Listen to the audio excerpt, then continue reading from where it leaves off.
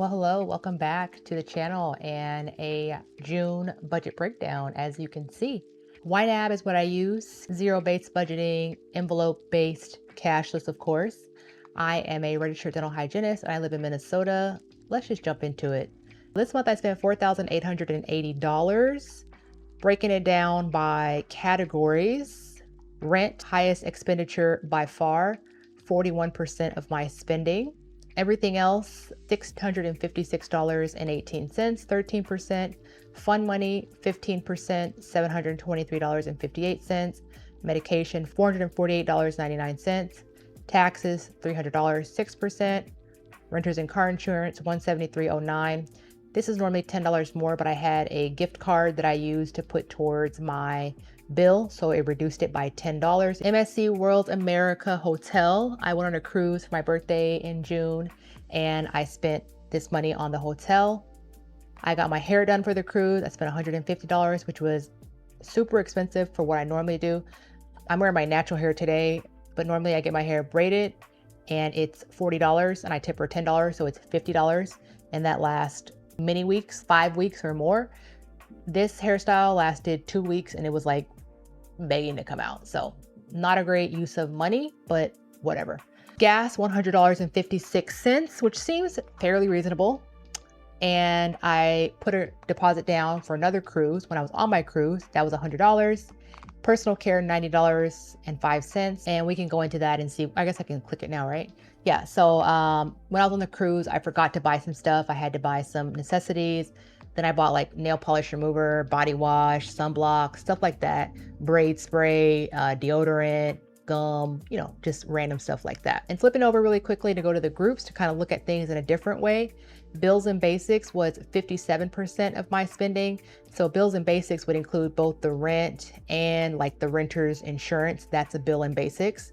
So that's kind of the difference there. Lifestyle luxuries, $759.53. That's fun money, luxuries. And I say it's luxuries, but I kind of think fun money is not a luxury. I think fun money, you need that in your budget, but I think there's a balance and I haven't quite gotten there yet. I do spend a lot of fun money, so we'll call it a luxury at this point. I wonder what this little I does here. Oh, so I received $10.78 net inflow, which was the interest from one of my high yield accounts, either my savings account, which is where I keep all my money, or my high yield savings account, which is at Happen Bank, formerly known as Lending Club.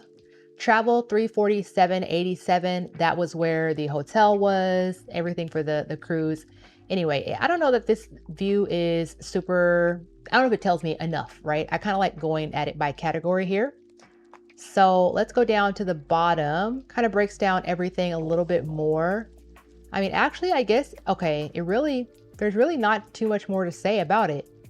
The big thing would be, how does this compare to last month? And like I mentioned, I went on vacation. So probably not surprisingly, I spent more money in some areas in June than I spent last month in May. You might think that my overall spending went down because I was at home less, but I will say that unfortunately is not the case. If we go back to May, you'll see, well, first you'll see $4,880 here, and I only spent $4,763 in May. So I am spending more and it's kind of trending up. I paid my cruise off in March. So when we flip back to March, I spent like 6K or over 6K because I made the final payment there.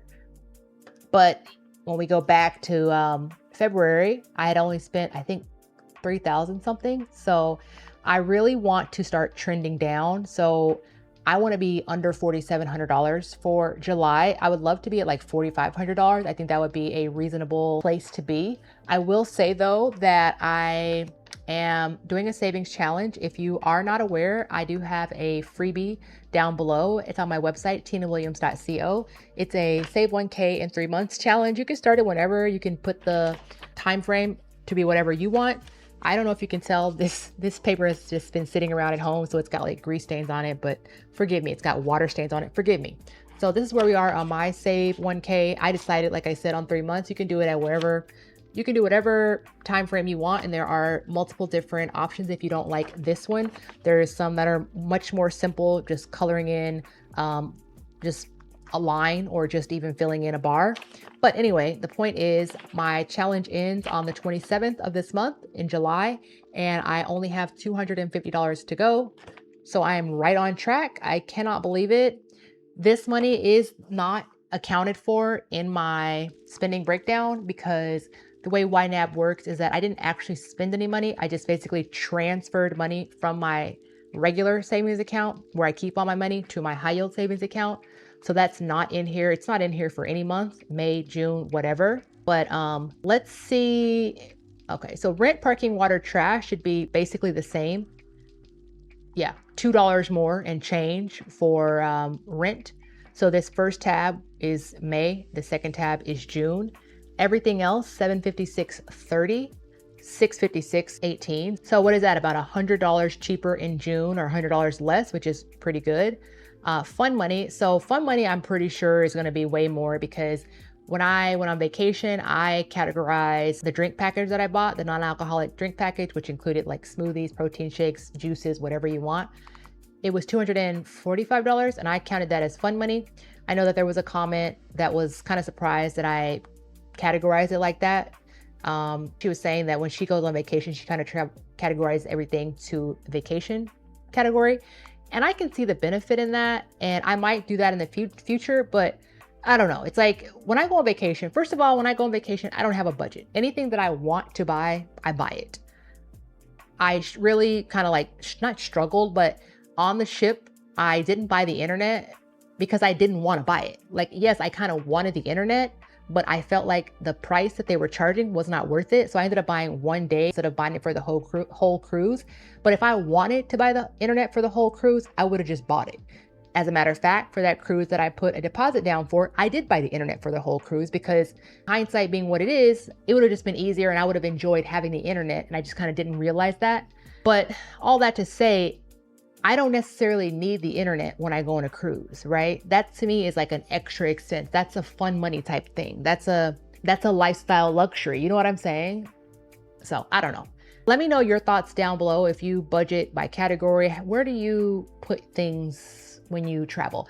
I will say that I think previously when I went on vacation, I think I did categorize things to travel, but I also didn't have a category. So where, what am I gonna do? Create a category and then put all, I don't know, whatever. It just became something that I didn't know how to do. I think, like I said, there could be some value in it, but it just wasn't my journey for this time. $728.58 fun money in June. Wow, $252.40 fun money in May. That's crazy. So that's like 3 times as much. Oh, but one thing I wanted to look at, because I did buy things to make matcha lattes at home. So let's really quickly, I don't know if we can, I think I'll need to open a new tab. So let's see really quick. I want to see how much less money that I spent on matcha lattes this month, because I did buy everything to make matcha lattes. Let me actually see when that was. So that was, okay, so I got, the first payment was in June. I did a pay in 4. This one was a little bit different. I don't know if you've heard of this one. It's called, I think, Shop Pay or just Shop. And usually with like Klarna and Afterpay, you pay your first payment the day you make the purchase, and then you pay every 2 weeks.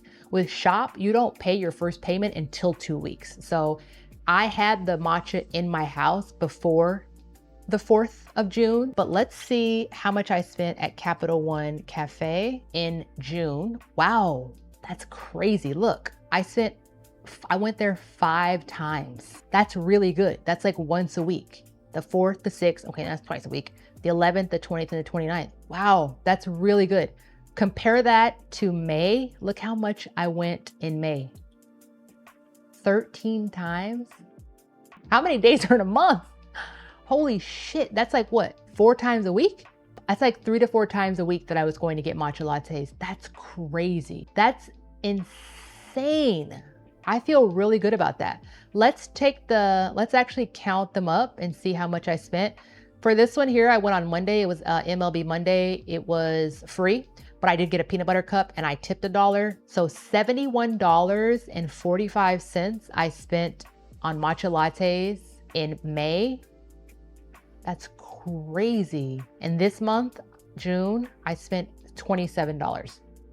Wow, that's crazy. And I do have an update on the matcha lattes. If you want to hear that update, you're going to have to subscribe because I'm going to talk about it in the next video. It's not super pertinent for this June review, but if you are at all interested in my matcha latte addiction, I think you'll be very interested to hear it. So definitely come back for that. Wow, I am freaking shocked. And that's actually what I said. I said I would like to go like once a week. I would like to pay for a matcha latte about once a week. And I will actually tell you that I went to the Capital One Cafe yesterday and I did not have a matcha latte. I made my matcha latte at home. I went to the Capital One Cafe. I used the Nook for 2 hours and I left. So that was great. And that's probably what I'll do again the next time I go. Wow, I am in shock. $27? That's insane. Wow, that's crazy. Okay, so really we need to rein in our spending. And I say that as if I haven't just spent, a bunch of money already. But, I'm work in progress. And I also mentioned that I'm going to be, I think, changing over my budgeting software. I'm still going to be doing zero-based budgeting. It's still going to look pretty much the same because the program that I'm thinking of using is, I don't want to say it's a clone of YNAB, but it is, I think it was built by a YNAB user who was kind of frustrated with some of the things that YNAB was giving. So they decided to make their own program. So it's modeled off YNAB, I should say. So I think I'm going to switch over to that new software and I'm going to film it because I figure if I'm getting used to it, it might be useful for you and it'll be good content and you can kind of see exactly how it goes to move your budget from YNAB to this other program. And if you're just interested in YNAB, I do have a link down in the description box and linked in the pinned comment for a free trial plus a free month. Once you subscribe, if you use my link, it is a pricey piece of software. It's $109 a year or $14.99 a month. But with that free trial that I have the link for, you don't need a credit card. It's completely no obligation. So don't worry about that. It's not something that you can sign up for and then forget and then it charges you. So if you're interested, it's literally risk-free. Go ahead and sign up. Or I do have some budgeting tools available at my website, also linked in my description box. I have a zero-based budget spreadsheet if you're more of kind of like a person who wants to have it live on your computer. I also have printables if you'd like to print out things and do it on paper. And I do, like I said, also have those freebies down below if you want to print those out and join my savings challenge. I might do another savings challenge. It just depends. I don't know if I would have saved, actually I would have saved $1,000 in 3 months, even without the savings challenge, because to get my APY at my bank, I need to deposit $250 a month. So I would have definitely saved that money without the savings challenge. I will say that, but the savings challenge is fun and I might do it again. Who knows? But if you'd like to get those budgeting tools, I also have a wealth toolkit that includes that spreadsheet, that printable budget system, and a beginner's ebook, which teaches you kind of like about investing, about savings account, high yields. If you don't know what's what, if I'm kind of speaking Greek to you, I would definitely recommend you check that out. It is at a discounted price right now. I believe it is $17. So get that while you can before the price raises. I think it's like, I can't remember the value of it as if I didn't make it and set the price, but it's $17 now. Anyway, I think that might be all for our June spending review. Wow, I'm still so shocked about that matcha latte. But yeah, the majority of the extra spending here, because like I said, it didn't come from matcha lattes, was, that drink package, that's $245 right there. So if we took that out, we're down to $4 something, right? Granted, we were at what?